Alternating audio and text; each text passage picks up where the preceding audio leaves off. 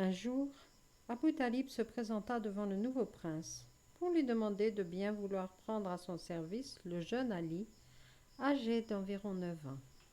Ne crois-tu pas que cet enfant est encore en âge d'aller à l'école, dit Mohammed. Laisse-le d'abord étudier sérieusement et tu viendras ensuite me revoir.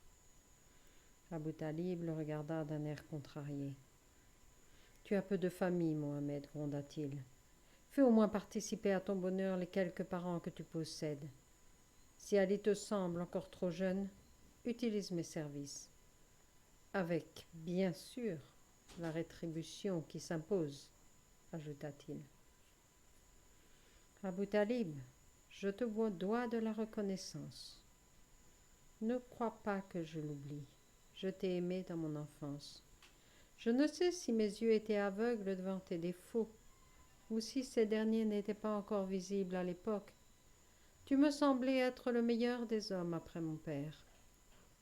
Tout changea quand mes yeux s'ouvrirent sur ton impitoyable cupidité.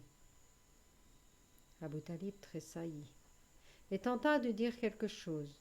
Mohammed ne le laissa pas placer un mot et poursuivit énergiquement. Tu aimerais me faire croire aujourd'hui que ta demande est dictée par l'amour familial, mais je sais bien qu'elle provient de la même source impure.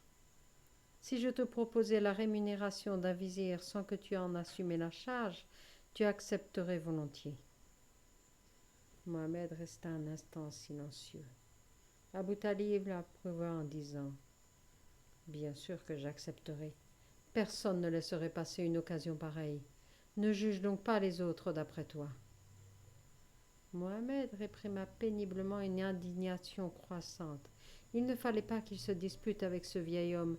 Il y avait peut-être moyen d'utiliser ses compétences et de rétribuer largement ses services. Écoute, Abu Talib, j'ai encore le souvenir du jour où, dans ce port au bord de la mer, j'ai dû malgré moi détruire tes projets.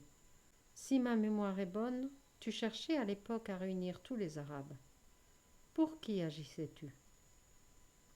Celui qu'on interrogeait se demanda s'il était prudent de répondre à cette question.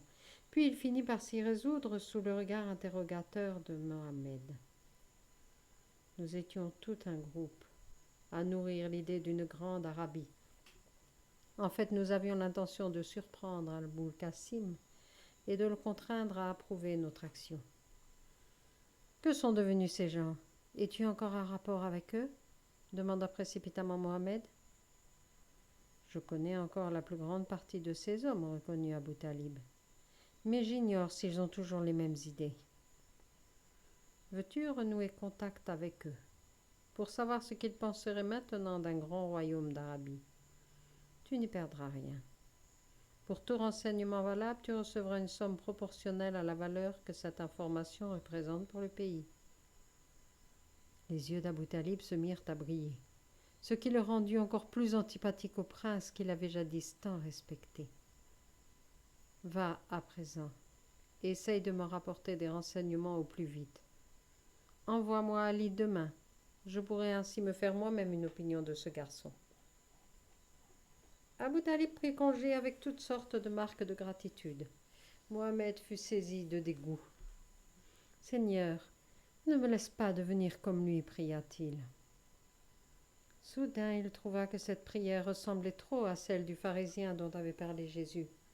Il eut honte et demanda que le vieil homme fût aidé à revenir à de meilleurs sentiments. Pendant cet entretien, il n'avait pas remarqué que le rideau qui le séparait de la pièce voisine où écrivait Saïd n'avait pas été tiré.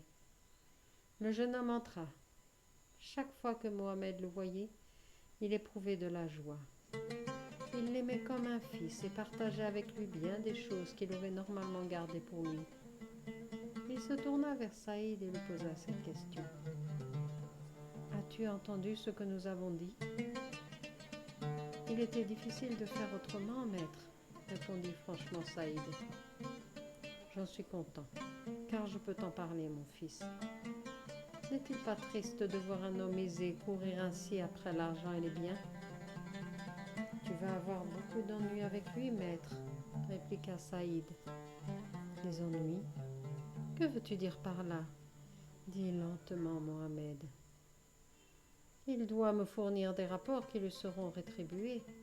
Je préfère ne plus le voir, à moins que ce ne soit indispensable. Abou Bakar pourra s'occuper de lui.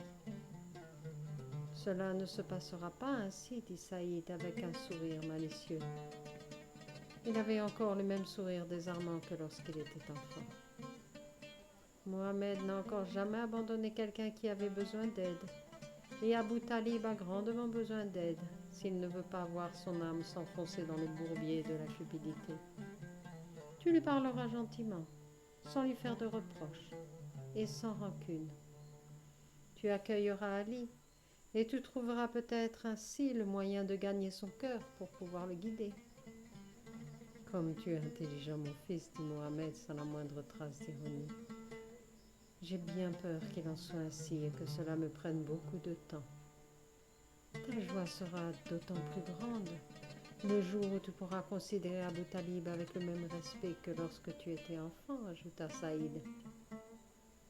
Écoute Saïd, dit Mohamed pour le taquiner. Ce sont tes petits hommes qui t'ont dit cela? Ou alors, comment fais-tu pour me connaître si bien? C'est parce que je t'aime, maître, répondit gravement le jeune homme. Mes petits hommes n'ont pas besoin de me dire ce que je sais. En dehors de cela, ils me disent effectivement beaucoup de choses. À part toi, ils sont mes meilleurs amis. Il faudra que je t'emmène un jour avec moi pour que tu en parles à Fatim et à Alina, dit Mohamed. Cette conversation privée prit fin. Ce fut au tour des conseillers de venir. Le souverain dut alors se pencher sur la requête. Ali se présenta le lendemain matin. C'était un garçon pâle, grand et maigre, dont les yeux lumineux étaient la seule beauté. Mohamed l'accueillit gentiment et commença à s'entretenir simplement avec lui. Mais quelle ne fut pas sa surprise lorsqu'il constata que cet enfant de 9 ans avait une instruction et des connaissances bien supérieures à celles de son âge. De plus, sa vive intelligence semblait, comme pour Saïd, doublée d'une fine intuition. Mohamed appela Saïd et lui demanda d'emmener Ali avec lui pour lui trouver une petite occupation. Quelques heures plus tard, il fit venir Saïd pour avoir son avis. Ce dernier était surpris lui aussi et fortement attiré par la nature de l'enfant. « Maître, supplia Saïd, je serais très heureux de pouvoir faire pour lui ce que tu as fait pour moi. Permets qu'il devienne mon aide. Il n'a plus rien à apprendre à l'école du temple. Je pourrai en même temps lui parler du Christ et de tout ce qui concerne la foi comme tu me l'as toujours toi-même enseigné. » C'était justement ce que Mohamed avait souhaité. On demanda à Ali s'il était prêt à rendre de menus services à Saïd. Il fut très reconnaissant à Mohamed de le prendre à l'essai. Il était fort intimidé par le prince, mais Saïd l'avait mis tout de suite en confiance. Abou Talib fut donc informé que son fils était engagé en tant que commis aux écritures au palais princier et devait dès lors habiter sur place dans une petite chambre à côté de Saïd. En apprenant cela, Abou Talib se hâta de venir présenter ses remerciements. Mohamed l'accueillit aimablement et lui demanda de faire un rapport sur ce qu'il avait appris entre-temps et fixa une somme pour chaque information utile.